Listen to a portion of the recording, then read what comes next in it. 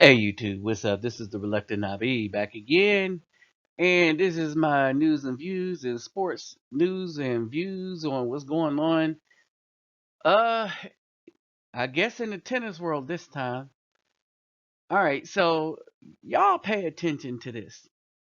All right, first let me get my greetings out of the way. Hola, gudak, way to the bang, vasas los, bonjour, mes amis, kedu bawani, konnichiwa, ni hao, ni ama, sani bonani, jambo habayagani, assalamu alaikum, and shalom. Oh, that only took 30 seconds. That's how long my greetings usually take. For those of you that pissed off that I do them, who cares? But anyway, to the rest of the people that watch my channel, I thank you for watching. Please share and subscribe. To you sisters on there that have questions for me and stuff, I'm paying close attention to my channel because I got a lot of guys coming on. Uh, Trying to steal my thunder and trying to do stuff on the slide and not putting out valid information. At first, I would think they are. And I just check and check and check to see where they're going with things and stuff. So I've been deleting some of the fellas. And one, I'm not going to mention their name. I just blocked them off. Because looked like they were using my channel to try to swindle, not even swindle, but ask for funding. And I knew something was up and that they were not genuine. So let me say this. All right. Some guys ask me to go look at their channel, and I do. Um, I'll put comments on it and stuff like that. And some guys I promote. All right. Just because you look at my channel don't mean I'm going to promote your channel. All right. Just because I work hard enough to go to places like Brazil don't mean that I am going to stop and take the funding that I do for that because I'm there on a mission, and a lot of the brothers on my channel understand that. And so I had a fella tell me that I need to help funnel some of their stuff because I can afford to go travel. So instead of doing that, and what people don't understand is while I'm down there, I make videos so that everybody can see them and see what's going on down there firsthand. And honestly, all right. And see what it takes, what it is, and all the rest of that. Now, the other thing is that I'm not going to have somebody usurp my commentary on my channel, especially if you say you already have a channel. Then you go and do it on your own channel.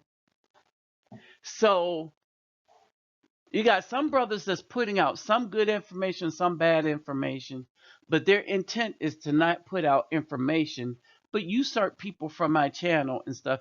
And I don't mind people saying, "Oh, I got something new" and stuff. And as y'all know, I usually point it out and, "Oh, go check this guy out" and stuff like that, right? But some of the times when I think somebody may know something, I need to be a little more careful, right? When I tell people who to go check out on the channel that's commenting on the channel. And so a lot of dudes, they have some nefarious thoughts in mind and they don't mean well. They're using my platform as their platform. So this is a warning shot across the bow. I'm not having it. All right. I have to protect the integrity of my content, and I don't mind people hooking up, but people are on my channel because of the information that I'm putting out. And when my information that I'm putting out is opposite to yours, I'm not going to let you come on my channel. And unless you show videos and stuff like Scribe, me and Scribe, we don't agree on everything. All right, I learn from him, he learns from me. We can't agree on everything. We're black men that grew up differently, different experiences, different trajectories in our studying. We do agree on core principles, right? And but we're not agreeing on how to get there, and that's a good thing. Because I watch this channel and I see stuff that I never would have thought of had I not, because I didn't come about things the way he did. And he's doing the same thing as me. So I send people to his channel, right? Now, that's one thing. But then there is people that's coming to my channel that are downright adversarial on my channel. They talk a good game at first, but they're downright adversarial, right? And so I'm not having that, right? And then there's some guys that kind of agree, but they have different perspective. I like that. So I like when people have different perspectives. We see the issues and we have different perspectives. I could pick out the scrubs, the simps, the sambos, the sellouts, and the beta males and stuff. All right, I can understand that. All right, but I had to tell a sister that I was dealing with a wolf in sheep's clothing, and basically, when I saw their comment and stuff, it says from out of the abundance of the heart, the mouth will speak. All right, and so in a comment that they wrote, they let me know that they were up to no good, and so basically that's that. And to those of you that's seeking money from me, my channel is not as popular as a Sotomayor's or what's the other guy that's arguing with Sotomayor, Tariq Nasheed, or any of those. Right? This is something that I'm doing. I'm doing research to help brothers and to bring about truth to brothers that are seeking truth. All right. The stuff that I put up, some is sensational because dang, it's stuff that we never seen with thought we would see a human being do to another human being. But if you look at my content, it's not about the sensationalism. It's about things that we can learn from what we're seeing. All right, on a deeper spiritual level. So basically, I have to be better at monitoring my channel. And trust me, I do monitor my channel, and I check out what's being written on my channel, right? And so we want different ideas, but we want the roots. The root that I am referring to as our problem, right? Of how we resolve it, all right, and pointing it out.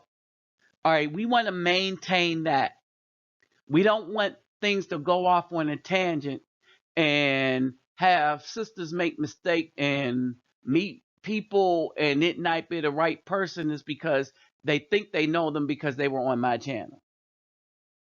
All right. So I'm telling my sisters, be careful. Telling my brothers, be careful. Watch who y'all talking to. We kind of know things and stuff. And I get hit up to send money to people all the time because I do stuff for people. But let's not get it misunderstood. The people I do stuff for are people that I talk to on a regular basis, not send notes with, but I talk to on a regular basis and that I have met in person. All right. And by talk to, I mean on the phone and or in person. Most of the stuff that I give, finances and everything, it is in person. And it's based on my financial health. My financial health is only as strong as the viewers that I have.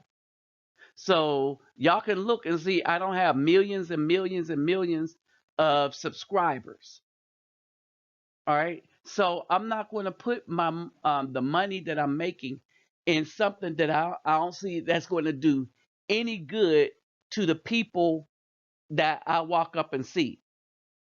Now, I give stuff to random people, but even that.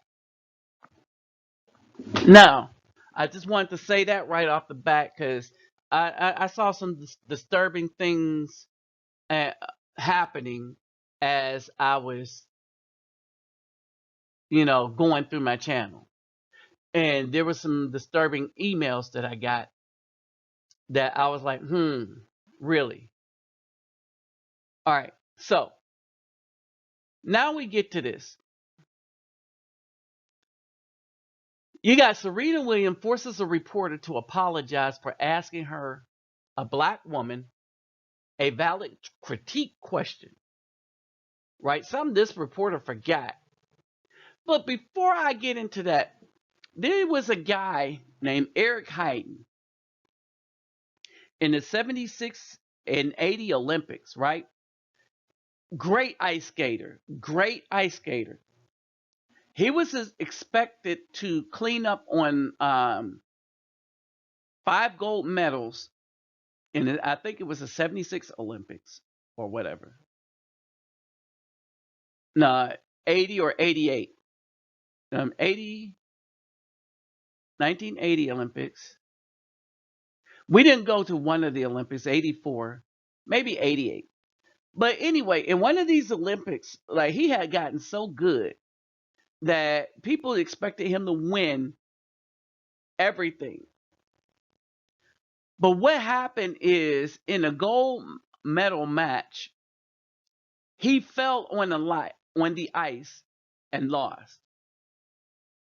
When being interviewed, the reporter said, "Was the ice slippery?"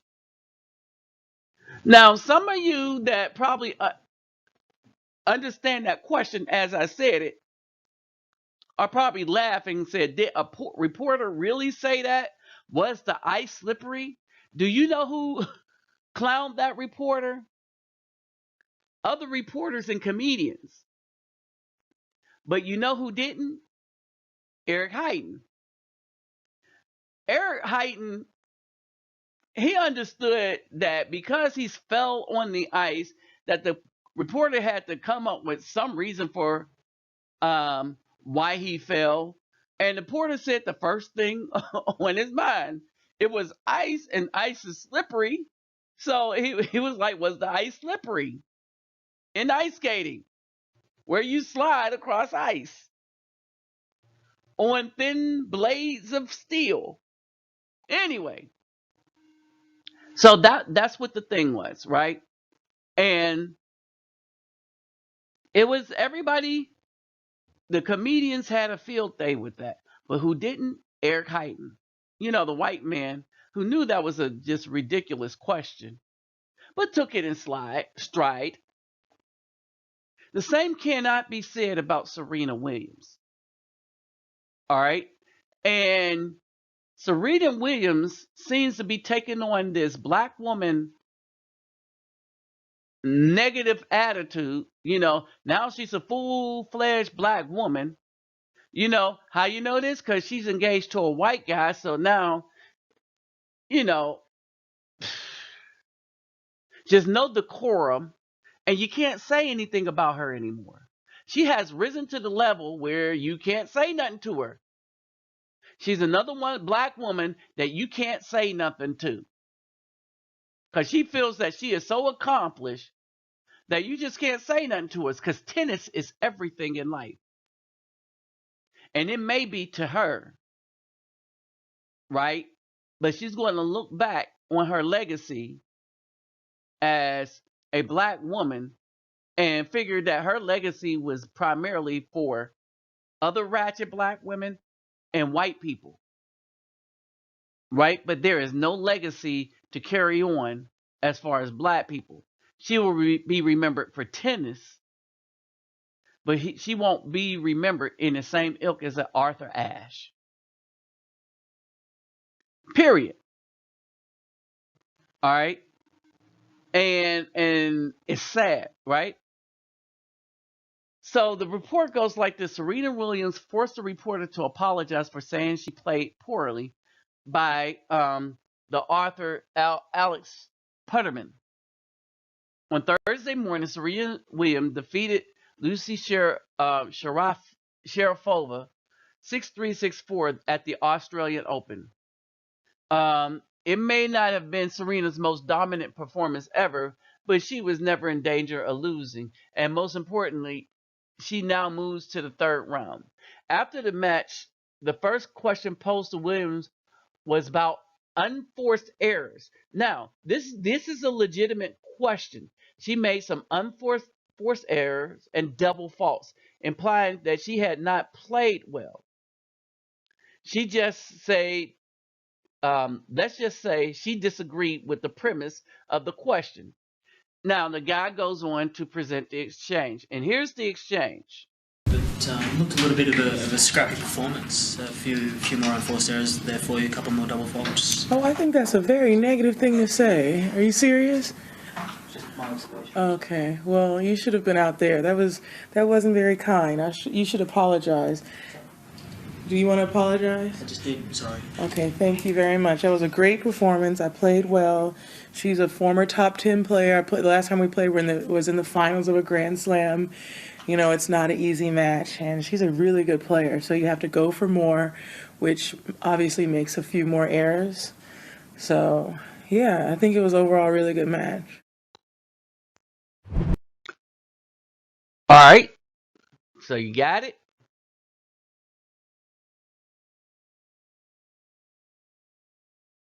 So he goes on to say this, and he talks about the unforced errors. And then he goes on to say this. He says, Woo, you do not want to mess with Serena. That reporter didn't even protest. He just backed down immediately. He walked into that press conference thinking Serena had played poorly. When she said she didn't, he changed his mind and apologized. It wasn't even an unreasonable question. You hear some version of you could have played better, um, constructed construction at press conferences all the time.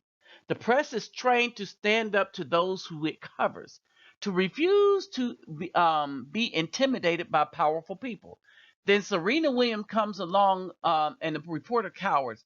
I'm not sure whether to be embarrassed for the reporter who caved at the first confrontation or in awe of the power of Serena to bend people to her will through sheer ferocity. Now, you understand this? This woman, as flexible as she is in this, she is not flexible at all when she's taking questions from reporters. Now, look at what he calls her: ferocious.